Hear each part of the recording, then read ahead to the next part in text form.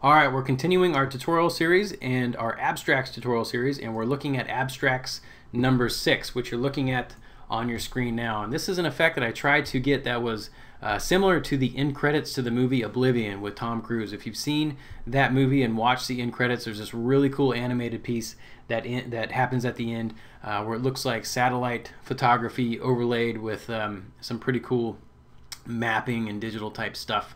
So I wanted to do something similar and see if we could achieve something like that with just Photoshop filters, and we got something like this. So I'm not gonna focus on these line shapes or these meters and stuff. We're gonna look at just the terrain and how to create these type of mountain ranges and textures and figure out something similar. So something more like this area is what we're going to do today. And there's a lot of steps in this process.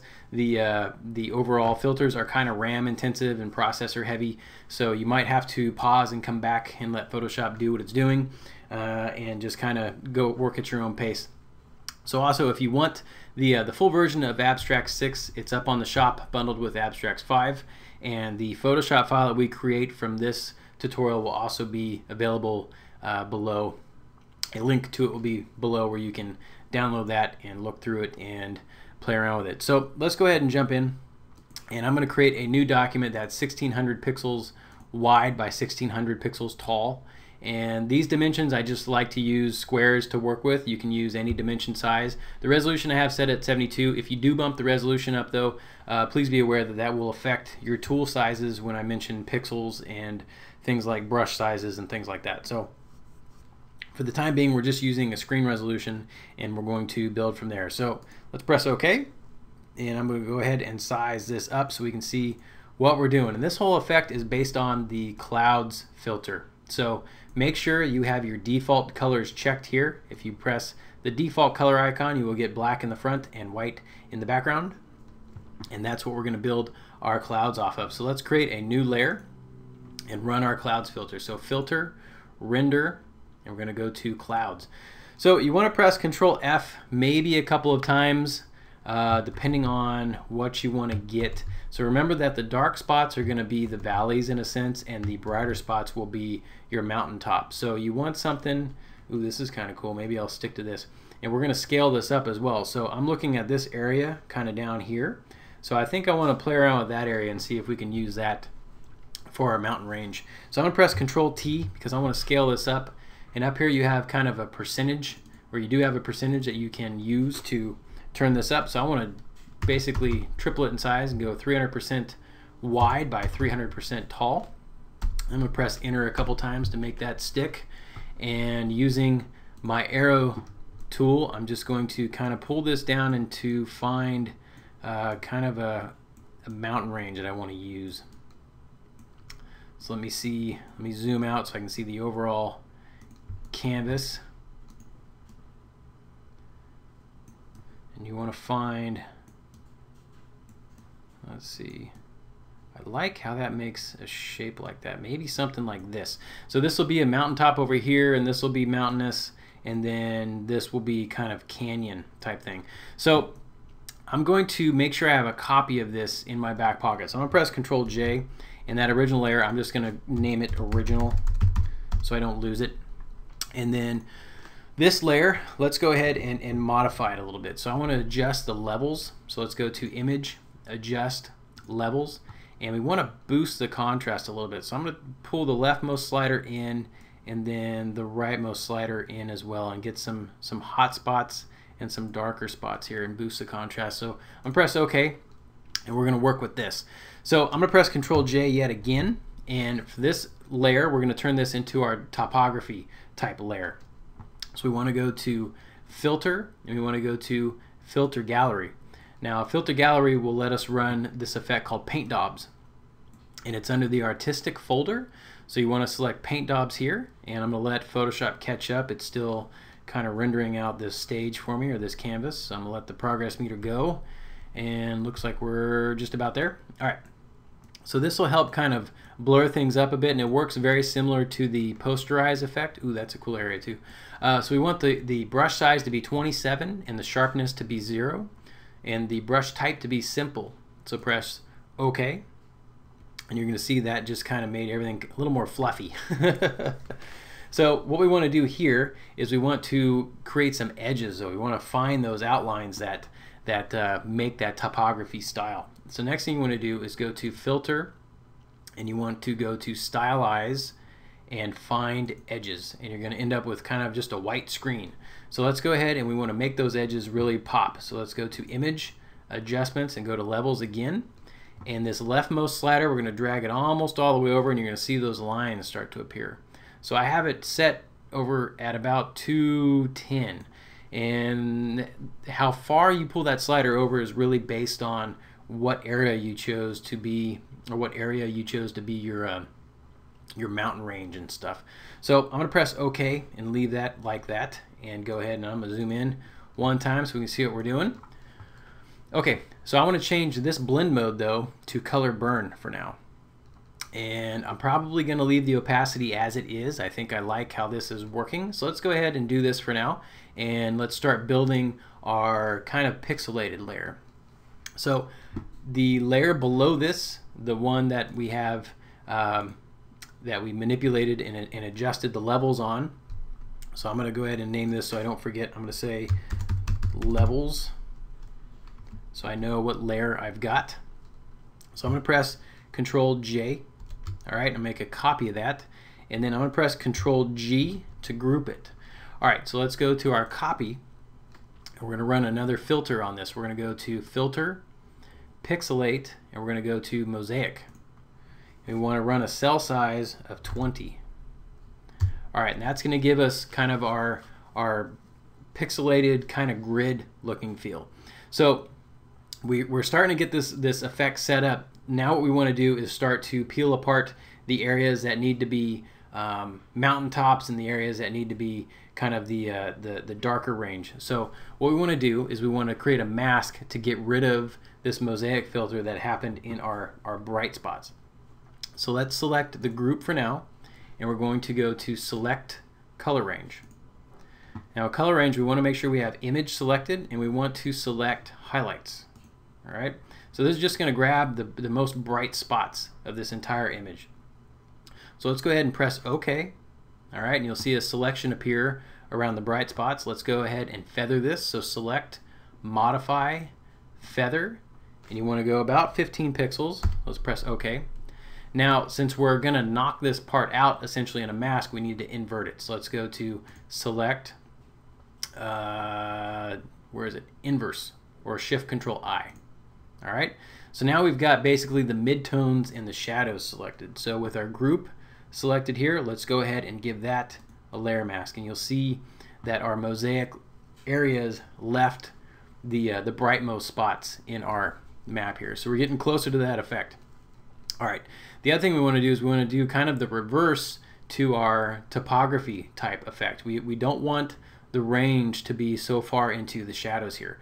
So let's go ahead and go to Select Color Range, and this time we're going to select the shadows. All right, so select the shadows, and we want on the image. Right now we're on the mask though, so let's go ahead and get on the layer we want, and let's do that again. So let's go to Select Color Range, and we want to select the shadows here. All right, so you want to make sure that your preview screen down here looks like what you have on your canvas, and press OK. All right, we want to feather this as well. So let's go to Select, Modify, Feather. We want to do 15 pixels. All right, we want to knock out this spot. So let's go to Select, Inverse, and we're going to apply a layer mask to our lines layer. So let's just click the layer mask icon. You can see that helped knock those dark spots out. So another thing we want to do is our mosaic. Let's go ahead and we're going to darken that up a little bit. So I'm going to select my mosaic, and I'm going to name this Mosaic 20 by 20, so I remember where I'm at. And I'm going to go to Image, Adjustments, Levels again, and we're going to drag, let's see, I think we want to drag the left slider in just a hair to make that canyon area a little bit darker. All right, so we've kind of boosted the overall contrast in a sense just by darkening those areas in that mosaic layer.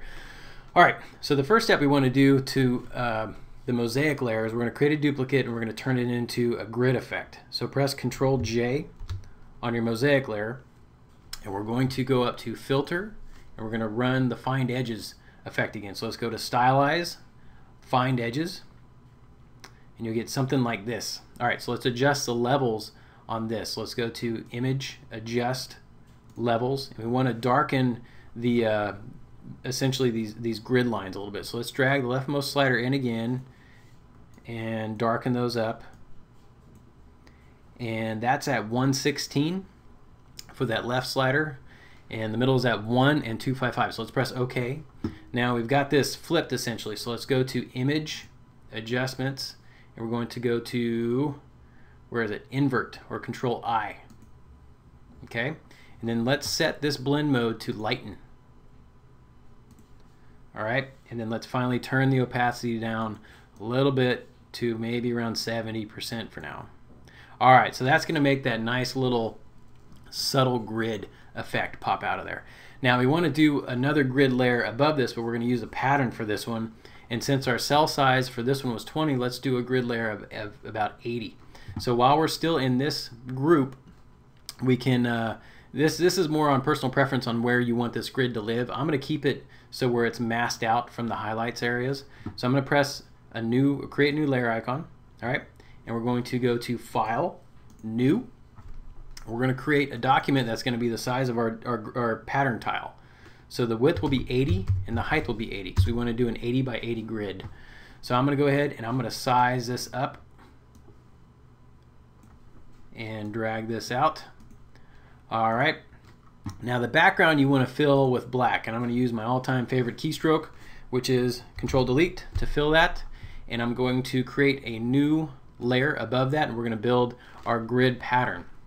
So the grid, since this is going to be a repeating tile that repeats on the X and Y axis, we just need to create enough of the pattern to repeat essentially. So we're just going to work on essentially the left and top sides of this canvas. So if you look on your left side, you have or on your, wherever your tool palette is, I stopped saying that because I don't know if everybody's got their tool palette on the left or not, but you usually have your rectangular marquee tool is set by default here. You want to select the single row marquee tool, and that's going to allow us to select a 1 pixel line across the top. So if I click off the canvas but above, it will select the topmost 1 pixel line that we can work with here. So while we've got that selected, let's go ahead and take our brush tool. Alright, and I have a soft round brush set to 60 pixels in diameter, and I'm going to paint with white, and I'm just going to hit the ends a little bit. Alright, I'm going to press Ctrl D to deselect, and we've got that topmost part of the grid. Now let's do the same process, but we're going to use the column, the single column marquee tool, and we're going to click off the left hand side, and we're going to do the same thing. So let's grab our brush, and we're on our new layer, and I'm just going to hit the top and the bottom. So I have this nice fade going on in here. Another thing I want to do is I want to take a couple notches out of this grid to kind of give it a little more texture. So I'm going to use my column, single column selection again, and let me zoom in so you can see what I'm going to do here. I'm going to go ahead and I'm going to come in just 1 pixel and delete. Alright, I'm going to do the same thing on this edge. Delete. So you can see I've taken these notches out of these two sides here. So let's do the same thing with our row marquee tool again, and we're going to do the same thing. So we're going to get kind of this 1 pixel center point. So I'm going to take a notch out of there, and I'm going to come down here, take a notch out of there. So this is going to be our grid pattern. So the next step we want to do is define this as a pattern. So let's go ahead and hide our background and press Ctrl A to select all. Then you want to go to Edit.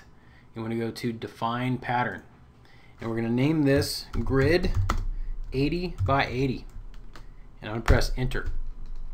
Alright, so we're basically done with this. We can just go ahead and minimize that layer. And we have our new layer selected here and going. So let's fill it with that new pattern. So let's go to Edit, Fill, and we're going to use Pattern as the contents.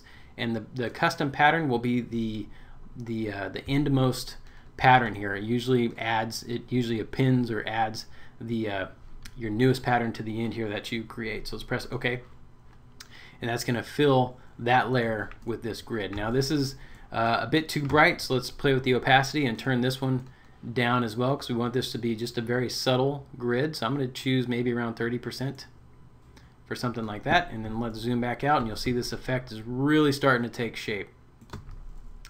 So with that, I'm going to save this out real quick and be right back for you. Okay, so I've got my artwork saved, and the next thing we want to do is create a stone texture for essentially the mountain top ranges. So let's go back to our original levels layer and press Ctrl J to copy that and drag that all the way to the top of our layers palette. Now I'm going to go ahead and rename this to stone so I remember what it is. Now we're going to go play in our alpha channels here, and we're going to create a new alpha channel. So next to your layers tab, you usually have a channels tab. If you don't, I think it's under window and you can select channels. And these channels are all monochromatic, they're all grayscale, so we're going to create a new one and we're going to use this as our texture that's going to create our stone effect. So let's create a new alpha channel. We want to make sure that we have our regular default colors set over here, and we want to run clouds yet again. So let's go to filter, render, but we're going to render difference clouds. All right, now you're going to press Ctrl F a couple of times until you get something more like that. All right, we're also going to give this some noise. So let's go to filter, noise, add noise, and you want to add 2% Gaussian noise. And monochromatic is going to be checked by default because we're working in a grayscale space. There's no color in alpha channels. So press OK, and you have your alpha channel set up, and this is going to be your stone texture. So let's go back to our layers tab and let's select our stone layer and get back to the original layer here, and we're going to play around with our lighting effects. Okay, so you want to go to filter, render, and you want to go to lighting effects. All right, now this filter is another kind of processor heavy one, so be patient and work at your own pace. What we're going to use is we're going to use a point light source. Essentially, you can either choose between point or spotlight or infinite. We're going to use point for this one, and we want to place our light somewhere around that highest mountain range that we want, because that's really going to brighten this up a little bit. So I'm going to place it right about there, and we're going to create a texture out of this. So the other settings that I have for now is the intensity I have is set at 33. The colorize is there's none on, exposure is 0. Gloss is 80, metallic is 80, and then I have the ambience turned all the way up. Now we're going to play with texture here, and under the texture drop down we're going to choose alpha 1, which is going to be our difference clouds, our alpha channel that we created, and it's going to use that as kind of a bump map to make the stone texture. So you see we have this stone texture now, and that's essentially what we want. So I'm going to press OK to create this effect. Alright, so we have our stone texture set, but now we want to mask out some of the areas. So go ahead and let's hide the stone texture for now. Okay, so we get our original map back here, and let's go to select color range, and we just want the highlights this time. So let's make sure we select highlights, and that image is the radio button that's selected down here. Press OK, and we're going to get that selection again around our highlights. So let's go ahead and feather that. So let's go to select, modify, feather, and 15 pixels will be good. We've been using, to be consistent, we've been using that the whole time, but you can go in and another way to make this look pretty cool is to take your brush tool and just draw in some more areas on your masks to get some more variety. But I'm going to press OK. Alright, and we're going to turn our stone texture back on, and I'm going to simply press the layer mask icon below to get that stone texture to appear. Now it's a little bit heavy, depending on how you set your lighting and such. It might be kind of heavy here and there, but I'm going to turn the opacity down to about maybe 50% because we just want a little bit to come in on our mountain range there. So there we go. That's looking pretty cool. That's how you get that terrain effect and how to get that going. Some other things you can do is you can possibly create some more topography type layers, like you can go back to your topography layer and press Ctrl J and darken that up, or maybe mask out some other areas and do something there. But this is essentially how you create that overall effect. The last little step I want to do is I'm going to give a little bit of color into this this artwork, and we're going to colorize it a little bit. So let's create a new layer above the rest of our layers, and we're going to choose a blue color for the foreground, maybe something around there. The RGB value I have selected here is 122, 181, 223. I'm going to press OK. We want our gradient tool selected. We want to make sure we have foreground to transparent selected. Press OK. And then we want the linear option selected up here. And then let's just kind of drag a gradient, and it can be any color you want, and it can go any direction you want. We're just going to kind of give this a little bit of color to end the tutorial. And then I'm going to set the blend mode to color, and then probably play with the opacity a little bit and drop that back down to maybe 50% or so.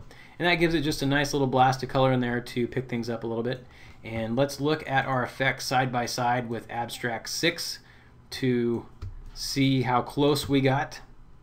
And in Abstract 6 I did do a lot of extra little details here and there, but you can see that we got pretty close to that overall effect. Now Abstract 6 is still very much grayscale. Let me zoom in one more time on this one so we can see, and you can tell that that's how this whole effect is built. It's a pretty cool effect. It's easy to do. It is a lot of steps. I'll do another follow-up tutorial on how to create some of these lines here to add on to this one. But for the most part, you can play around with this and have some fun and see what you can come up with. It's pretty cool. Again, if you haven't seen that end credits to Oblivion, you can check that out. The previous tutorial, you're seeing that on the screen now. If you want to click over there and go see the last Abstracts tutorial. And again, if you want to pick up Abstracts 5 and 6 in the shop, they're available over there in the shop, and as well as 1 and 2 and 3 and 4. And then after this tutorial, we'll jump back into Abstracts 4 and Abstracts 5 and see what tutorials we can peel out of there for you guys to use in your artwork. And again, if you use this artwork anywhere and create, run this tutorial on your own and create artwork, please tweet it at me. I love to check out what you guys do. I like retweeting it and seeing the different effects that you guys get. Maybe you can mix some other tutorials that we did for the Abstract series into this and see what you can get and see what happens. Maybe colorize this with the Northern Lights and see what that looks like, or maybe add some of the nebula explosions in there and make, I don't know, maybe a satellite imagery like battle scene. There's a huge wide range of stuff you can do. So hope you enjoyed this video. If you do, please leave it a like. Please share it with your friends, anybody else that can get some use out of it. And I will be back with another Abstracts tutorial series, and I will talk to you later. All right, bye.